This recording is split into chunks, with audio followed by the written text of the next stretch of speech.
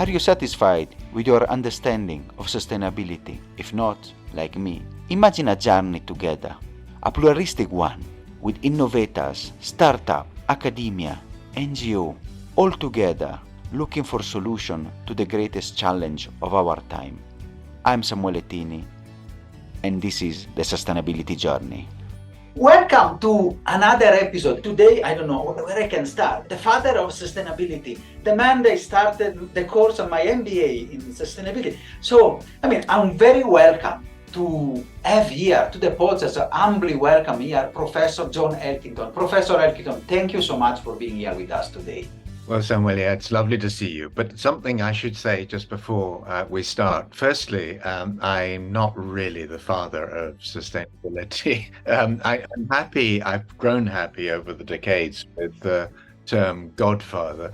But there were other people before me.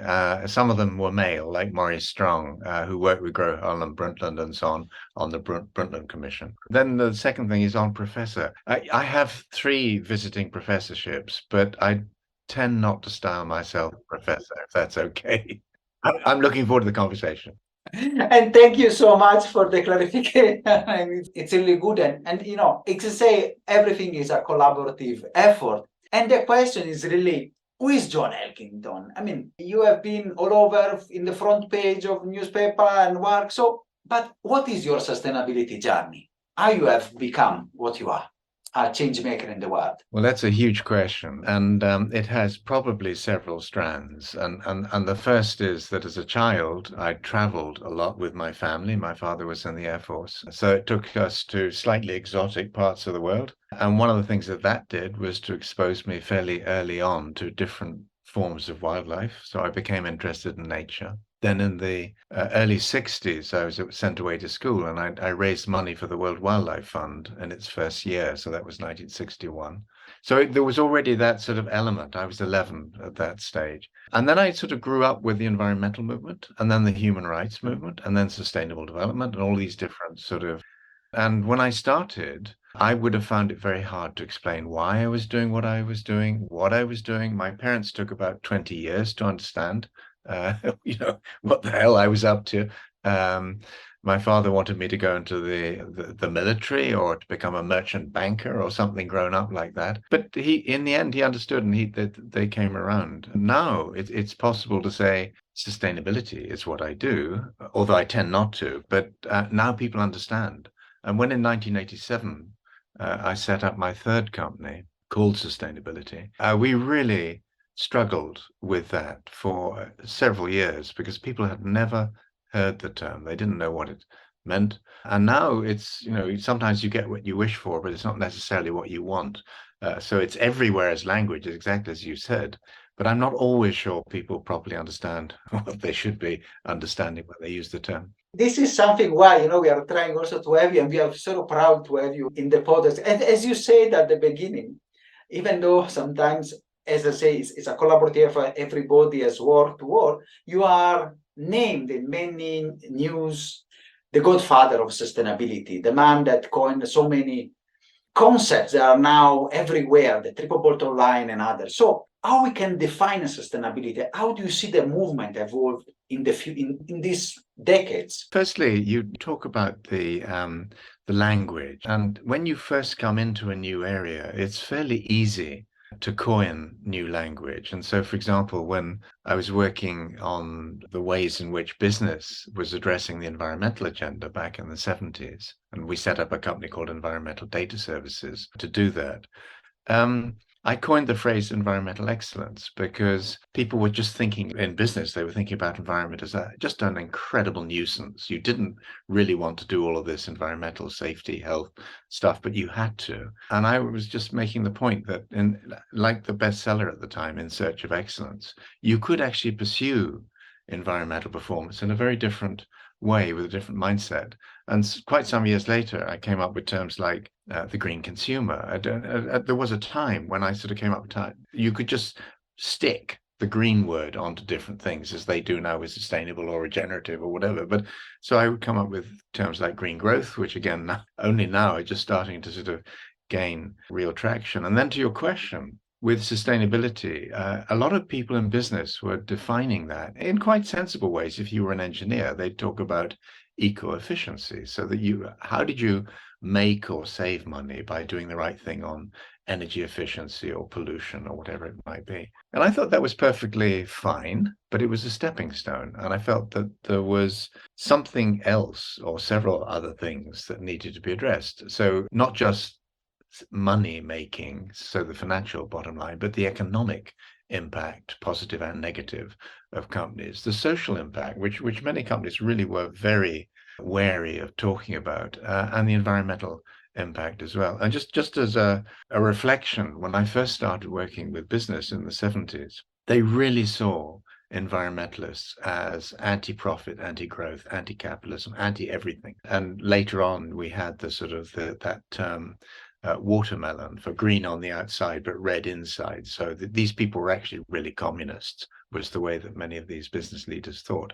Now that's changed absolutely, totally. I mean, it's not that activists aren't still seem to be problematic, but the sort of the ideology has shifted quite profoundly. Then just very quickly on the triple bottom line, I was worried about eco-efficiency. I thought it was useful, but it wasn't enough. But I spent with a colleague, Andrea Spencer-Cook, 18 months just trying to think, if not just eco-efficiency, then what are we talking about? And after 18 months, I suddenly literally woke up one day with the triple bottom line in my brain. I just thought, I must have heard this somewhere. And so I spent quite some weeks looking for, and this was before the internet. So the internet was just arriving then in the mid-90s, trying to find out who had come up with that concept before, to find that no one had, and that it was in many ways new. But I always had this sort of feeling that I'd heard something like that somewhere.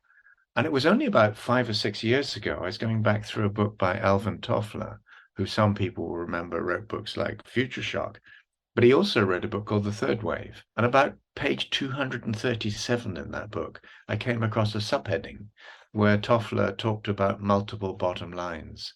I thought that was it. That was the sort of one of the spurs that, and then we were incredibly lucky because the triple bottom line went out there, and for a while it was not doing very much. And then Shell and various other companies like Novo Nordisk in Denmark picked up on the concept and started reporting around it. The Global Reporting Initiative, the Dow Jones Sustainability Indexes, all of these people started to embrace it. And then most recently, the B Corp movement, the B Corporation. Sometimes you launch things on the world with no clue as to what's going to happen. And I didn't have a roadmap or a master plan. I've just sort of been quite impressed at how this little thing has scurried out into the landscape and sort of proliferated. And thank you for this story, and see really how concepts that are familiar and we use every single day have been coined and work, and the story behind it, and also the story and how it has changed the sustainability movement and the activism movement from the 70s to today. And talking about new words and the language, you have coined another new concept. You came out, the green swans. That is your latest book. So the coming boom in regenerative capitalism. Can you discuss a bit what are green swans? We are familiar with the black swans. What are the green swans, and what is about the book? Let me start off not with swans, but fish, if I may, in the sense that quite some years ago at our small organization in London, I moved on from sustainability, and 15 years ago set up a company called Volans. And what we were talking about was the way in which very often people like us were focusing on individual companies. They might be leadership companies, and their supply chains and so on, and that good work being done at that sort of level. But we were saying it's very often as though we're cleaning up individual fish and then putting those fish, nice, clean, sparkly fish, back into polluted waters. It's the markets that are often the problem. And so the question then is, how do you clean up markets? Now, let me come to the green swans metaphor. Most of your listeners will know of Nassim Nicholas Taleb, who did the book The Black Swan. It came out in 2007, just ahead of the financial crash. Everyone thought he was a magician because he was talking about the sorts of disruptions that came with that crash. And what he meant was, by a black swan, was things that come completely out of the blue, completely unexpected, that secondly have a completely off the scale impact. I mean, no one understood that they were going to come along in quite that way and have that level of impact. And then thirdly, very often afterwards, we sit down and think, oh, what just happened to us? And we try and understand, but very often we fail to understand well enough to stop the same sorts of things or similar things happening again in the future. By all of that, by black swans, Taleb meant anything, and it could be extremely terrible, like the bubonic plague, or it could be something that was actually wonderful and you really wanted to happen. But with green swans, so that I was asking the question, if you think about black swans as generally things that happen and cause disruption and all sorts of challenges for people who are rooted in an old order, what would it be like? And so things that take you exponentially in directions you don't want to go. What would it be like if you had market trajectories or technology trajectories or cultural trajectories or whatever that took you in directions exponentially that you did want to go? And so that was the idea of green swans. And when the book came out, it was novel, but more or less at the same time, just slightly later, the Bank of International Settlements also started to talk about green swans. And they meant by that disruptive changes that were helping to address particularly the climate emergency. Whereas I was thinking about something broader. I was thinking something, for example, if you think about the Sustainable Development Goals, climate change goes and environmental factors go through all of that, but there are social, there are economic, there are cultural, there are political elements of all of that too. That was the story of how I got to green swans. Thank you for the clarification. And really, we need more of green swans that really taking us to the next level. And the subsequent question is that, can you see some example of these green swans that you have come across and how they can positively impact the world? Yeah, no, absolutely. And I think there are so many. I mean, people very often have said, well, I'm a green swan. And I've had people sending me their business cards from places like Indonesia and the Philippines saying, I'm green swan. That wasn't the intention. The idea was that individuals or even individual companies could play into green swan market trajectories, but they were not themselves green swans, at least in the way I was thinking about it. So if I think about properly defined green swans, say market trends, I would think, for example, of the way in which renewable energy, which most people thought would be a small percentage of global energy for a very long time into the future, and certainly the big oil companies like Exxon and Shell and BP and so on, that was their line. And what we've seen just in the last sort of 10, 12 years has been this spectacular shift in the price point of solar and of wind and battery technology, which has made possible extraordinary development in the provision of renewable energy, to the point now where particular countries are finding it incredibly difficult to take on as much renewable energy as being produced at a much lower price point very often than fossil fuels, because their grids are not yet configured in the right way. So that to me is a green swan. Now, I've often said that a green swan may have black feathers. There may be some problems that come along. So, for example, if you're in wind power, you're producing very large machines, and those machines have propellers or vanes or whatever. And the problem with those propellers is that very often they are not recyclable. They're made out of materials that are just impossible to recycle. So people are thinking, can we make dock yard installations out of them or whatever? But over time, we've got to make them very much part of the circular economy, not just good because they're renewable.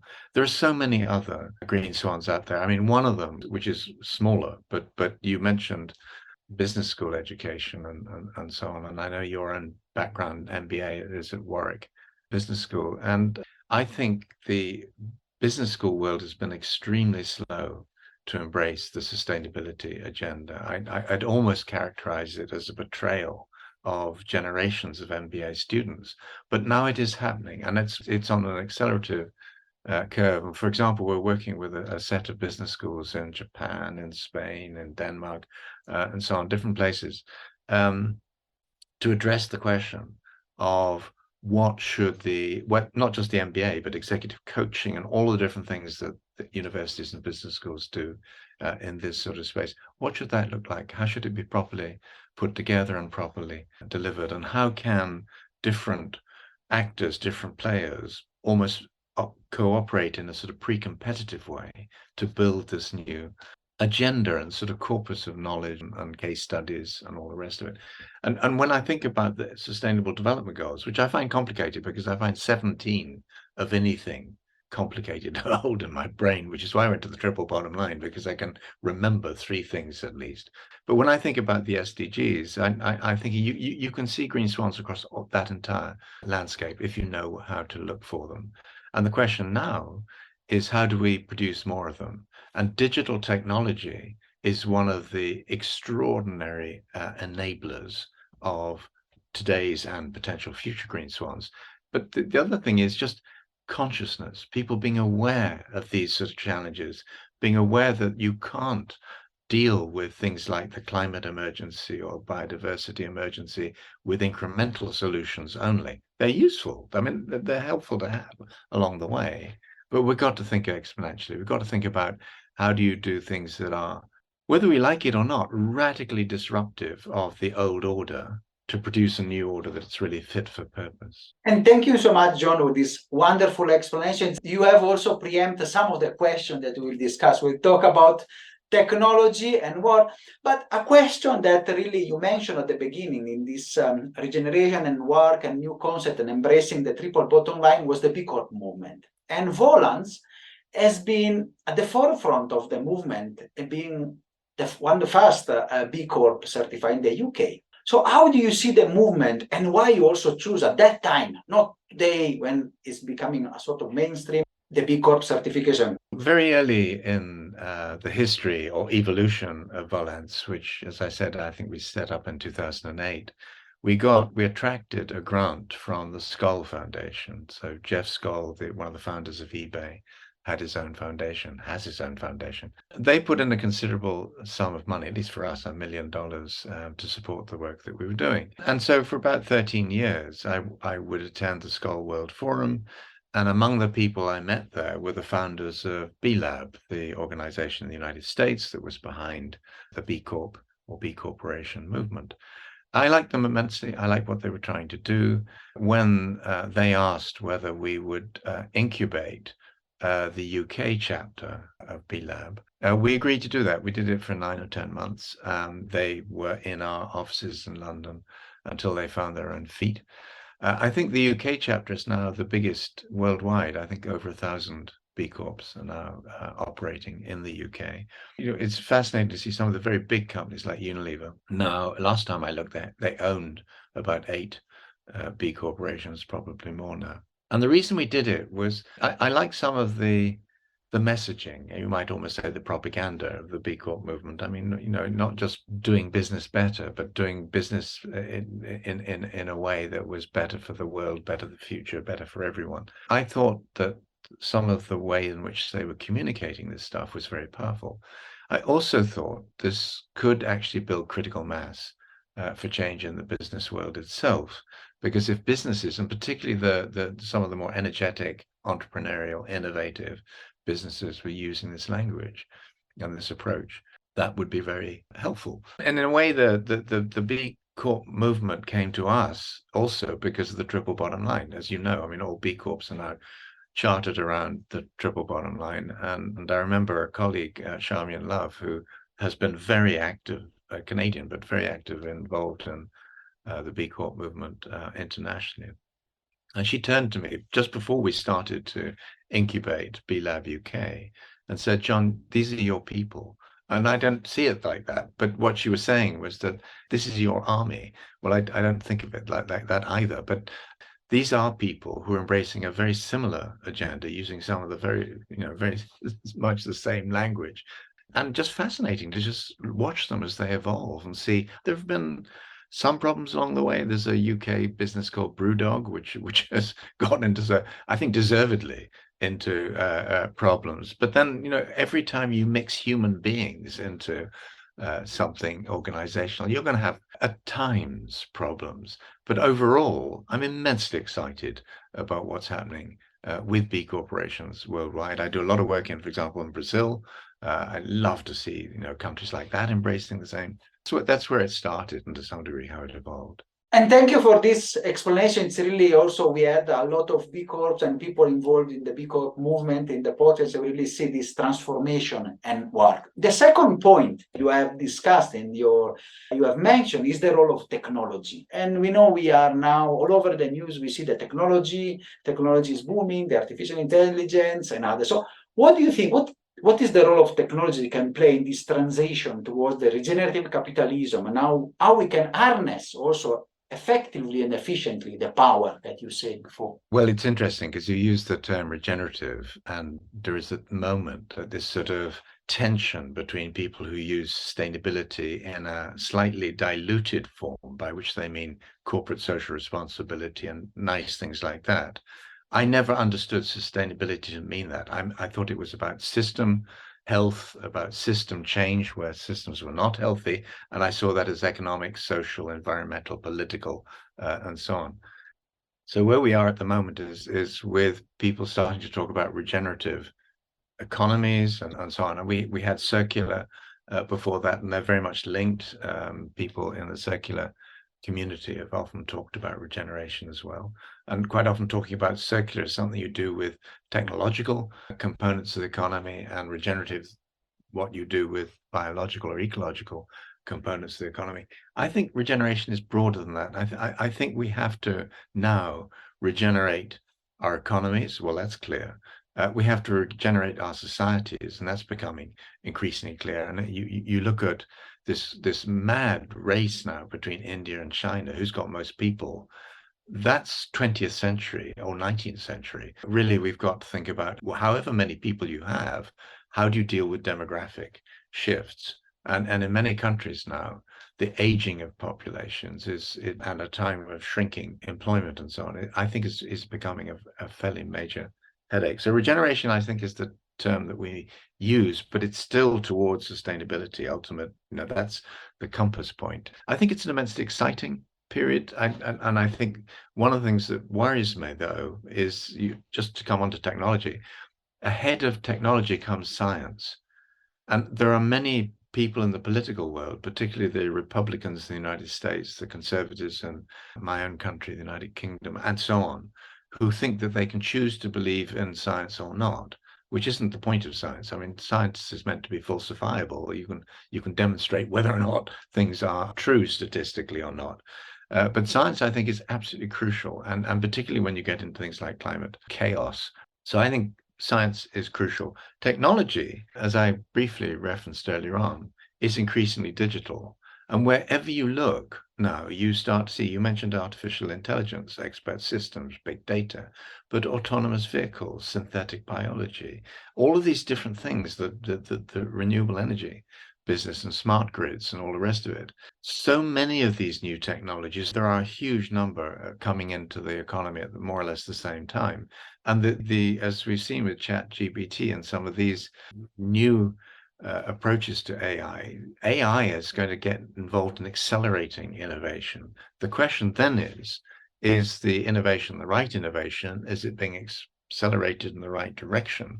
And are the implications of that acceleration in terms of people losing their jobs and all sorts of other things being properly taken into account early enough in the process to influence change? So I've always found technology absolutely fascinating. I think it's an incredibly exciting time to be involved in that. And I've visited some of the AI companies like DeepMind and HP and so on. And I think we have the potential over the next 15 to 20 years or so to make spectacular progress. It goes back to the green swan argument in the sense that we've left change, sensible change, logical change, effective change for so long that we're now in one of these moments where we either collapse or we break through. It's either breakdown or breakthrough.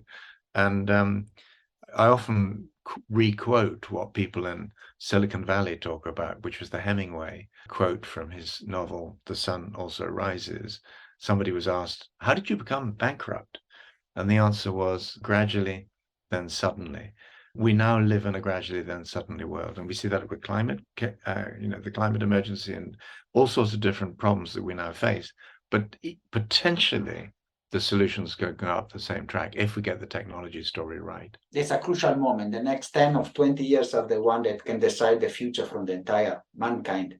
And the third point that you really mentioned earlier on was about the collaboration, the work that you have done. We know that you sit in many boards, you advise many companies, many even Fortune 500 or other companies. So what advice would you give to the company? What advice you are giving to company to incorporate sustainability in their business strategy? Because sometimes we still discuss that how companies can really become actors in the space of sustainability. As you suggest, we've been very lucky over the decades, certainly I have, to work with most of the leadership companies in key countries around the world, an immense privilege. And I've served on now over 80 boards and advisory boards. But what have I learned along the way? Well, one of the lessons has been that companies that try and do all of this on their own in their boardrooms, sort of with locked doors and the rest, which was the old approach, are going to fail, almost guaranteed to fail. Whereas those that open themselves up to challenge from their own people from the outside.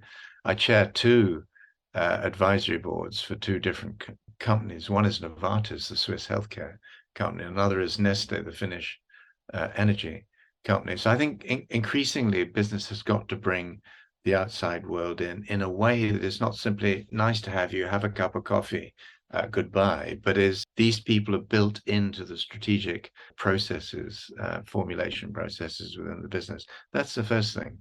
The second is that within their own companies or organizations, there are now very much younger people who think about these things very differently. They see the reality which many of the people who are now sitting on boards or in C-suites still struggle to properly see. And one of the things that's very striking is the number of people at senior levels in business who routinely say to me, I'm now being beaten up by my children because they're worried about climate or whatever it is. And I'm being forced to see these issues, challenges, opportunities in the way that they see them.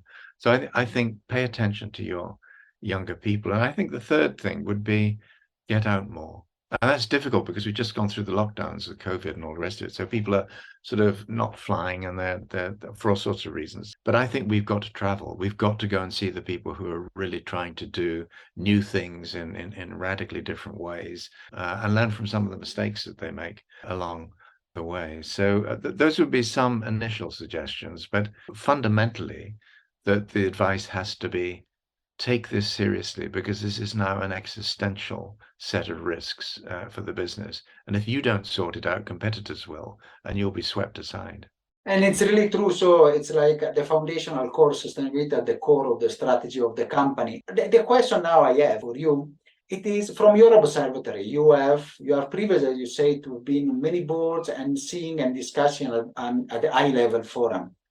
How do you see the future and the way forward? And you have discussed about the next 10 to 20 years. We can really reach what you call, this sustainable world, getting into regeneration of our ecosystems. And which are the main challenges that you see within these 10 years? Well, I think one of the challenges that has come up time and again, and I mentioned green consumerism, and I helped sort of launch that movement back in the late 80s. And we had a book, The Green Consumer Guide, which sold 1 million copies in 18 months and in 20 different countries. And very rapidly, businesses responded by greenwashing. And now we're seeing the same thing with ESG washing and impact washing and so on. It's a very human response to say, yes, of course, we're doing bits of that here, there, and the other. Trust us, because wouldn't you like to focus on quality of our products and price point and things like that? So I think one of the risks that we face, and Dennis Hayes, who founded Earth Day back in 1970, has just gone public with talking about how people like him have had to fight washing activities by business at every stage of the evolution of this agenda. I think we have to come down hard on not just over enthusiasm, because I think when people make promises that they genuinely believe they can deliver on, but then fail for whatever reason, if they're transparent about all of that, that's fine. But if they do it several times, then I think we've really got to rein them in. And I think people like the European Commission are doing that with ESG funds. Huge numbers of funds, hundreds of thousands, are now being told that they can't use the ESG branding and language in what they're doing. And I think that's necessary. That's one big thing. The second one is money. The total sums of money that we need to deploy to address these big challenges, environmental and societal and economic and all the rest of it, are still way ahead of the sums that we're actually managing to mobilize. And therefore, two things. One is we got to work out how we get, in effect, walls of money, as the money people would describe it, moving in the right direction. But at the same time, what we don't end up with is the money people capturing sustainability and bending it to their own needs, which, as we've seen, ends up with wealth divide and political lobbying going off the scale and a sort of lock in to an old order. I think there are many challenges, but actually I would say that part of the reason I'm so excited about this moment in our collective history is that, somebody once said, if you're born into a time without challenges, you've been robbed. Well, the one thing you can say is that we haven't been robbed, because we have almost challenges coming out of our ears, but we've got to work out how do we solve these things, but simultaneously in an integrated way. And going back to the triple bottom line, in 2018, you may know, but I did the first ever product recall of a management concept. I didn't conclude that. The Harvard Business Review, who published the piece, told me that that was the case. And it wasn't because I thought the triple bottom line was a bad idea, but I saw it being misinterpreted. I saw people saying, this is about trade-offs. This is about how we do some of this, and a little bit of that, and shame about this third area or whatever. The idea of the triple bottom line, it was about integration. It was about synthesizing, bringing things together in new ways, which involves innovation, it involves creativity, it involves courage. And every time you say courage to politicians, they run. If you say courage to CEOs of major companies, they'll pay attention, perhaps a bit more than politicians. But that is what we need. I mean, this is the biggest opportunity of our lifetimes. But opportunities always bring disruption, and disruption costs people their jobs, it costs people their companies, it costs people their economies in some cases, because if you're locked into fossil fuels, you're going to find in very short order, you can't sell that stuff. You can't give it away. I find the younger people coming into the space immensely inspiring, because, yes, they're concerned, and yes, they're frightened and anxious and all the rest of it, but they're determined to get this thing sorted. And I think we've got to help them in any way we can. And thank you so much for this explanation, really showing us the way forward and the challenges that we have. And really, as you say, they are coming out of our ears, we are drowning on that, but we are really wanted to work. And this is objective also of the podcast, trying to meet and give from change makers like you to discuss and give back to the listener. And we want to discuss with you. We have also to limit ourselves, and I'm sure that we will have also occasion to have you again, because you're so insightful and really like a oxygen to our world and to our mind for people that wants change. And for those people that are listening to us, our listeners around the world, which is John Elkington message, how they can really change, what they can do. Sometimes that is the question we have been asked. Yes, wonderful episode, but really, what we can do? We are listening to you. What we do? Almost whatever role people are playing, there will be ways in which they can help with what needs to happen next. Part of my message would again be what I've said in terms of senior leaders in business. Get out more. Go and see people who are doing interesting new things. They may be B corporations. They may be in big companies that aren't B corporations. Ask to go and see them and try and understand what they're doing. Support them where they're doing good things. I think also there is now a huge literature in this space. I've sort of made my own contributions to it over time, but the best attempt in recent times that I've made was the book Green Swans. So, I would sort of recommend that. Two websites which give a little bit of background on what we do. One is Volans.com, and the other is johnelkington.com, and you'll find a lot of background there. But I would say believe, don't despair, just believe that this can change. It's going to be very challenging, but then and character forming. But that can be good. And the one thing I often say is, I'm amazed at how many really extraordinary good people are in this space already. But when we look back in the 2030s at this space, there will be hundreds of thousands, if not millions, of new people in this space. Help them. They're going to need all sorts of help in doing what they want to do. And thank you so much, John, for this wonderful and insightful episode. We will put in the comment the links and also the link to your book. Thank you so much. It's been a real pleasure having you. Are you satisfied after this wonderful episode? Let's continue together our sustainability journey.